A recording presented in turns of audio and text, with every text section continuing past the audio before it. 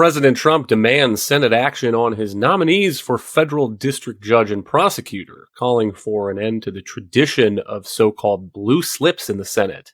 After a court rules that his workarounds are out of bounds, and Alina Habba has been unlawfully occupying the U.S. Attorney's Office in New Jersey since the beginning of July. From the opinion pages of the Wall Street Journal, this is Potomac Watch. Welcome, I'm Kyle Peterson with the Wall Street Journal. We're joined today by my colleagues on the editorial page, editorial board member Monet Ukwe-Barua and columnist Kim Strassel. President Trump nominated Alina Habba as the U.S. Attorney for New Jersey earlier this year, and while waiting for Senate confirmation of that post, he also named her interim U.S. Attorney, a short-term role in order to fill vacancies. Now, through a series of machinations, she has been switched to an acting U.S. Attorney, but notably, Monet, a ruling by a federal district court judge in a case challenging that appointment says that she is not lawfully occupying that office of U.S. Attorney, and this also, her actions since that point may be declared void, unquote. There's another judge in a different case that has already delayed a criminal sentencing until further notice because of this, and potentially more legal disruption in the federal district of New Jersey to come. Maybe to set the table for us, Monet, can you give us a sense of these moves, these procedural moves that the president and the White House made to try to keep Alina Habba in this role without formal Senate confirmation and permanence of that post? Sure. Well, to start off, Alina Habba, as you mentioned, is a former personal lawyer of Donald Trump. He has a propensity of basically appointing or nominating former personal lawyers of his to serve in roles in his administration or in the U.S. government. There's Todd Blanche, for example, who's Deputy Attorney General now. There's Emil Bovee, who was in the Justice Department, now has been confirmed to a role in the Third Circuit Court of Appeals. And so Alina Habba was kind of following in that tradition. President Trump named her to be New Jersey's top federal prosecutor in late March. And that was an interim role, which usually is supposed to have a 120-day total term. And there was somebody who had filled that slot before her. And by tradition, she would have been able to serve as interim U.S. attorney until the beginning of July. But because she wasn't able to get confirmation, the Trump administration decided to go ahead and try to see if it could come up with some novel maneuvers to extend her ability to serve in that role. So at the end of her term, the judges from the District of New Jersey took a step that law allows them to do, which is basically filling the post because they believed that her office had become vacant because she reached the end of the term. They decided instead of appointing her, they chose the first assistant in the district to be able to fill that slot. They then had Alina Habba resign from her interim appointment and then rehired her as the assistant in the district. And because the office had become vacant, then all of a sudden, Alina Habba essentially was said to be now the acting U.S. attorney for New Jersey. And so they did a kind of workaround that involved several steps. This is a maneuver that had never been done. But essentially, the idea is that having concluded her interim term, she now is able to serve as the acting U.S. attorney for New Jersey, and they believe that her term was then extended. And so a few plaintiffs in New Jersey challenged her status because of the novel nature of this maneuver. That's how it ended up going before this judge in Pennsylvania who ruled that she's no longer serving lawfully. And so this is likely going to be appealed, but that's kind of a background on the complicated way that we got to this place where the Trump administration claims Alina Habba is the rightfully serving acting U.S. attorney in New Jersey, whereas this judge now has disputed that. The reason that the Senate never acted on Habba's nomination, Kim, was because of opposition from the Democratic senators in New Jersey. And the Senate has an old tradition of deferring to the views of home state senators on people who are nominated and appointed for federal judge and federal prosecutor in those home states. Trump is now on the warpath against this blue slip process. Let's listen to him in the White House today. You'll be hearing about the blue slipping because if you you don't need two senators, you just need one Democrat senator with a Republican The only person that I can get approved are Democrats or maybe weak Republicans, but we don't want that. But the only person I will be able to get approved in any of those states where you have a Democrat I can't get a U.S. attorney. I can only get a Democrat U.S. attorney. And this is based on an old custom. It's not based on law. And I think it's unconstitutional. And I'll probably be filing a suit on that pretty soon. And here is Alina Habba on Fox yesterday. We're fighting as usual. You know how this administration works. It's the new roadblock. It's the new lawfare. It's the same thing that they tried with Tish James. And now they're doing it with U.S. attorneys and judges. And it's not just me.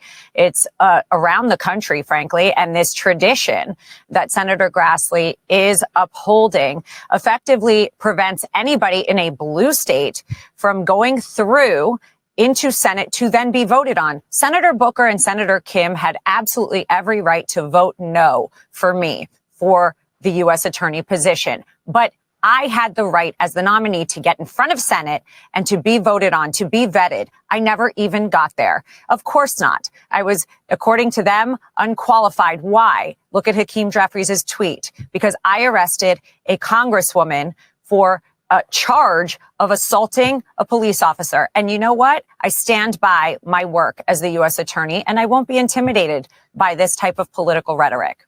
Kim, what's your view of this blue slip tradition in the Senate? Of course, this is not the first controversy over blue slips. The majority party always hates it, and the minority party always likes it. Well, it's not the first controversy over Senate practices either. The first fight that Trump is picking. Earlier this year, you saw him demanding that the Senate go into recess so that he could appoint who he wanted when the Senate was in recess.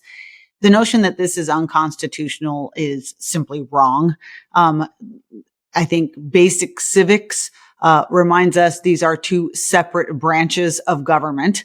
The president gets the right to name his nominees for offices, and then the Senate has the power to advise and consent. And the Constitution is pretty clear that they both play a role in that job. And the Senate has long had certain traditions and laws that govern the way it goes about advice and consent. And the blue slip tradition is a very old tradition. And just let me meditate on that for a minute about why it's so important to senators.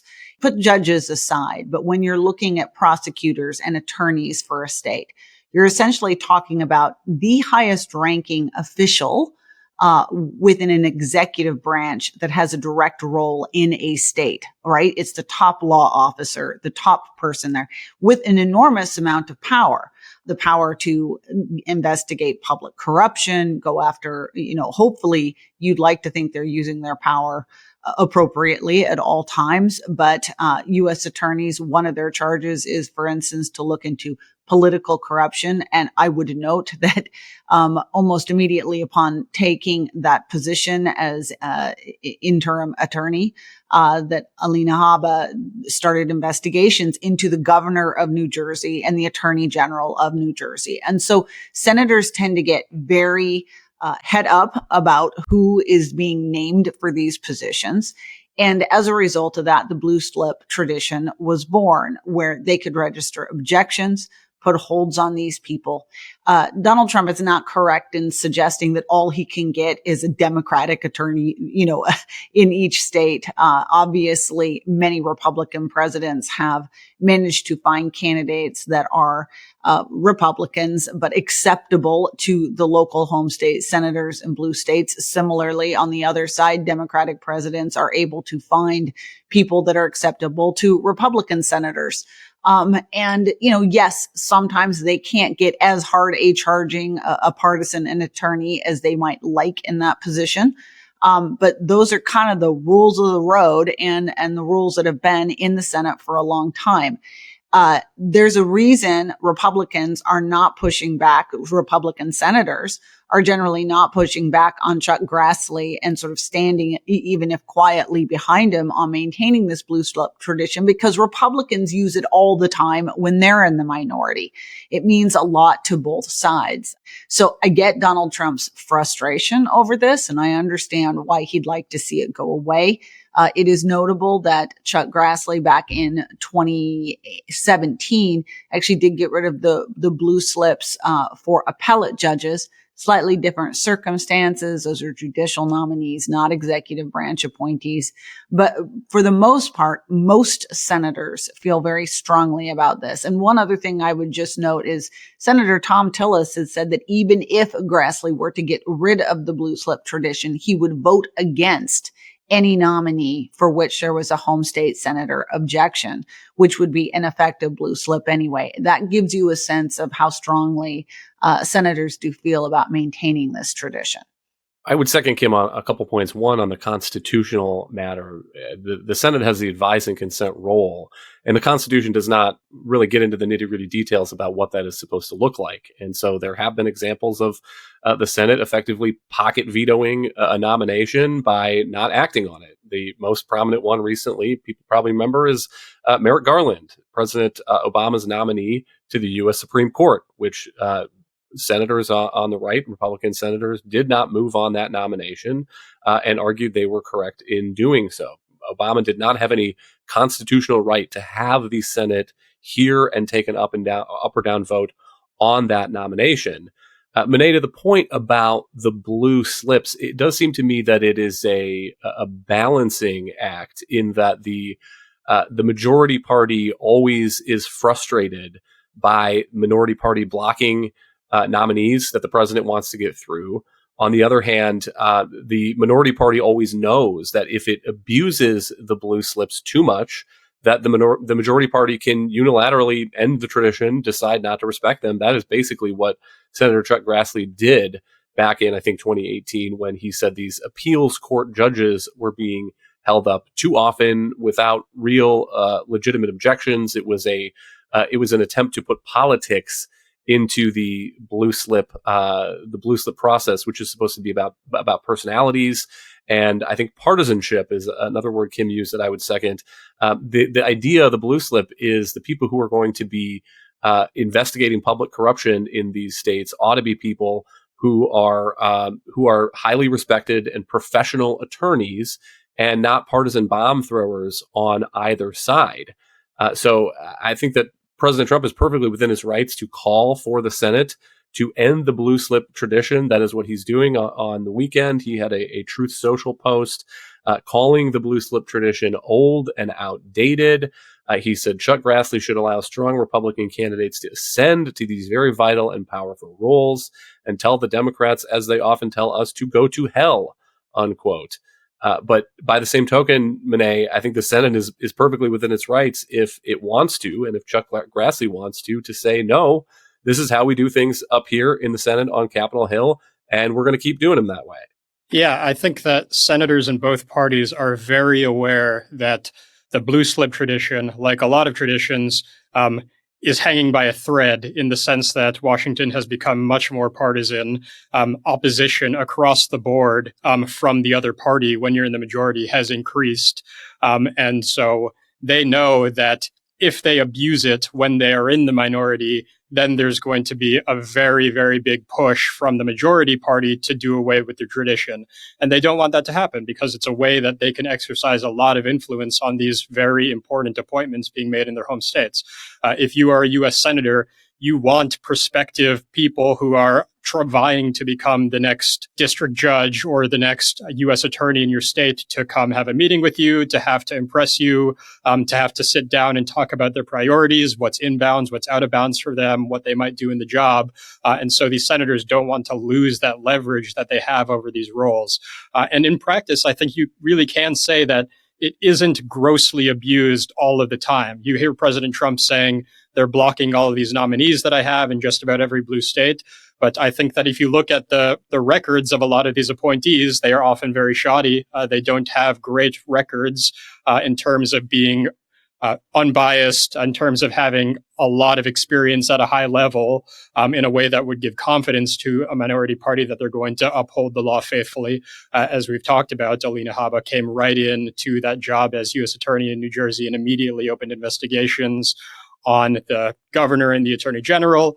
She brought charges against the mayor of New Jersey's largest city, which were then dropped, but now she is bring charges against a congressman there. And so if you're a Democrat in that state, you're looking at her and saying, this is a person who's openly partisan, and this is worth using our authority under the blue strip tradition to block.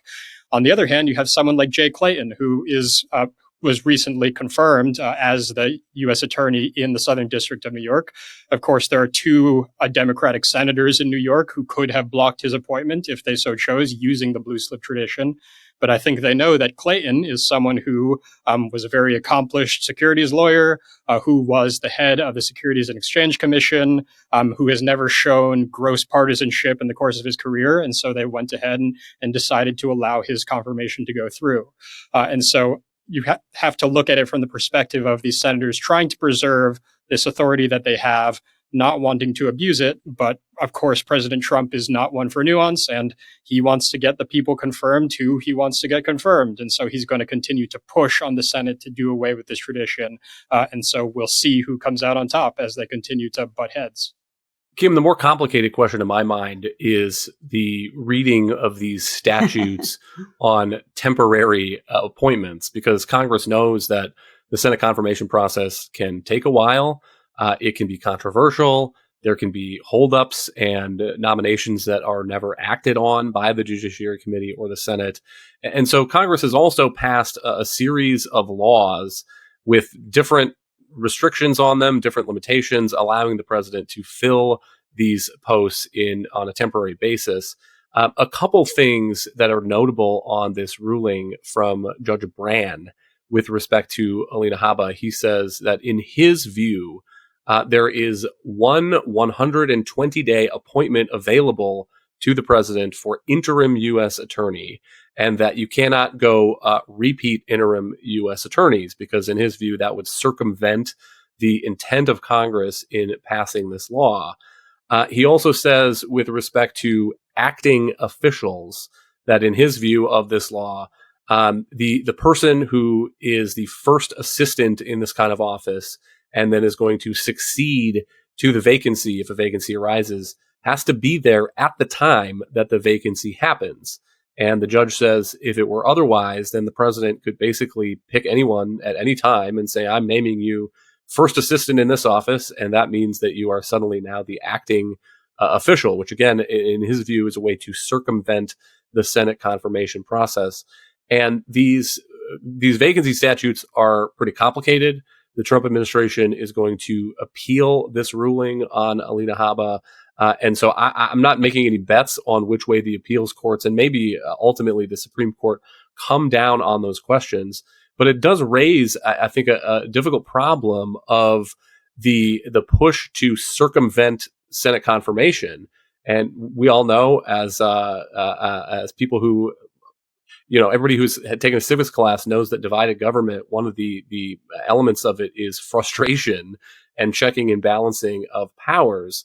But if the vacancy statutes are as open-ended as President Trump seems to think, it seems to me that you're going to have a trend of every new president coming in and trying to figure out exactly how long they can push it to completely dodge the Senate confirmation process and keep people running these extraordinarily powerful agencies, federal offices, prosecutors' offices for, I don't know, a year or more than that without having any real check of Senate confirmation.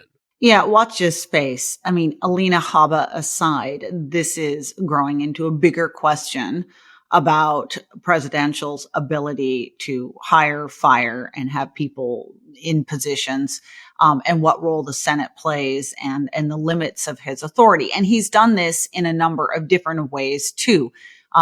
This is the U.S. attorney situation. By the way, he's engaged in some similar situations when it comes to U.S. attorneys in New York, in California, in Nevada, in New Mexico. So her case is getting a lot of attention at the moment, but there have been similar moves by the administration to get people into positions, U.S. attorney positions in those states, too, that may well end up in litigation.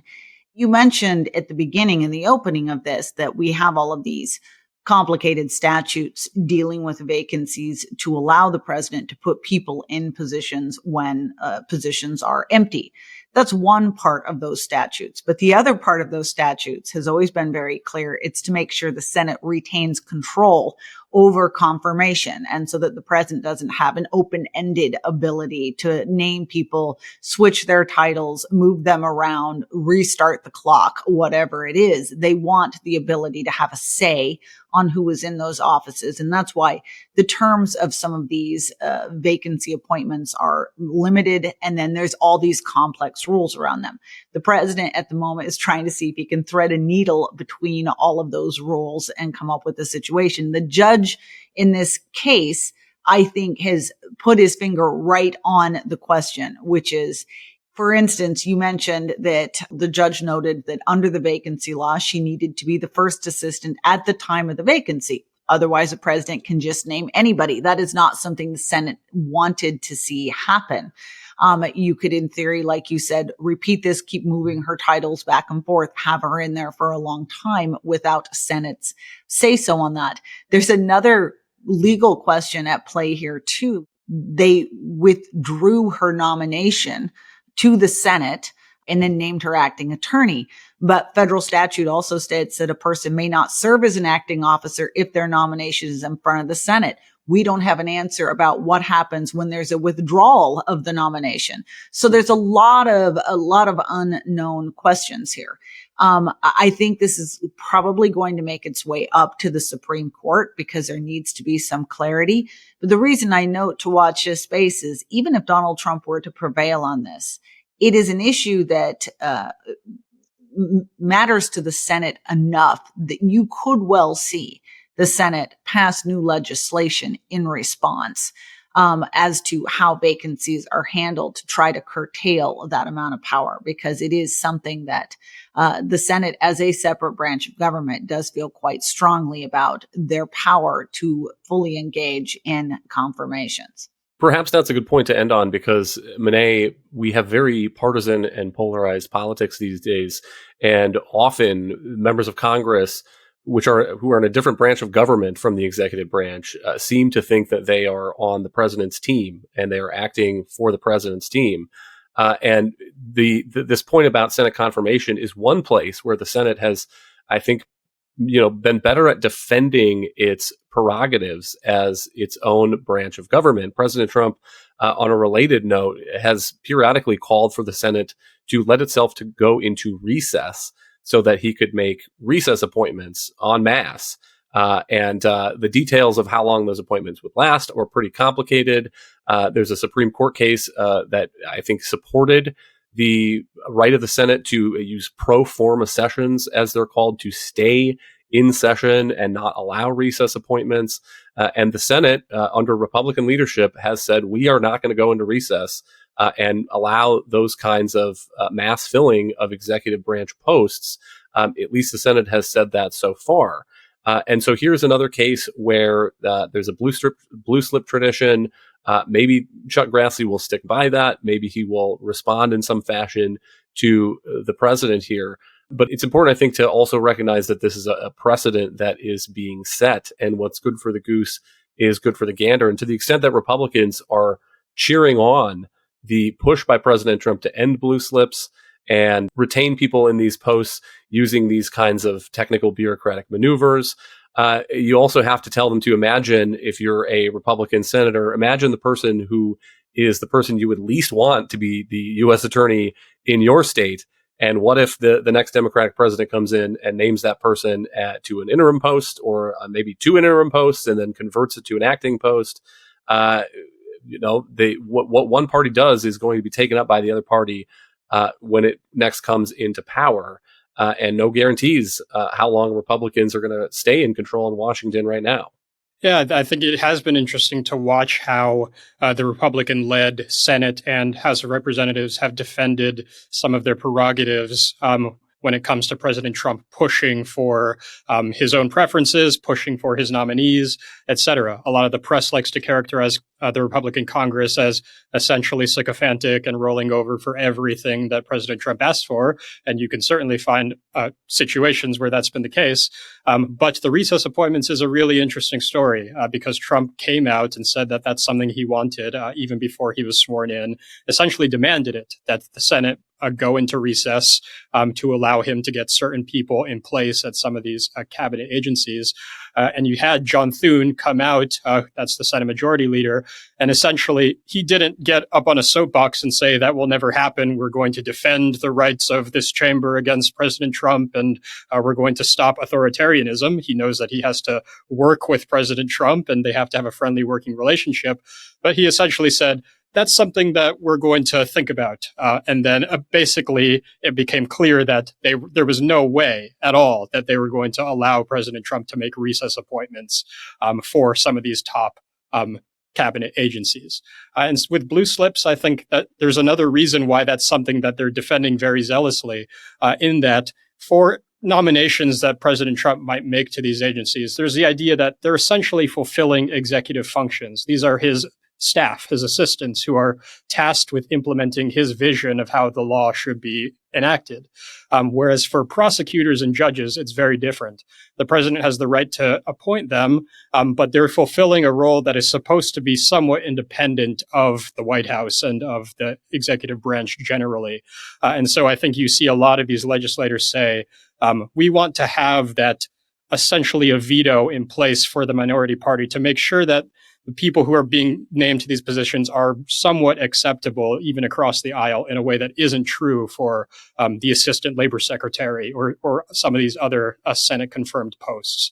And so it's notable that Chuck Grassley has been as resolute as he has in saying the blue slips are going to continue. You've seen a lot of other Republican lawmakers saying the same. Democrats seem to be sincere so far in wanting that tradition to continue.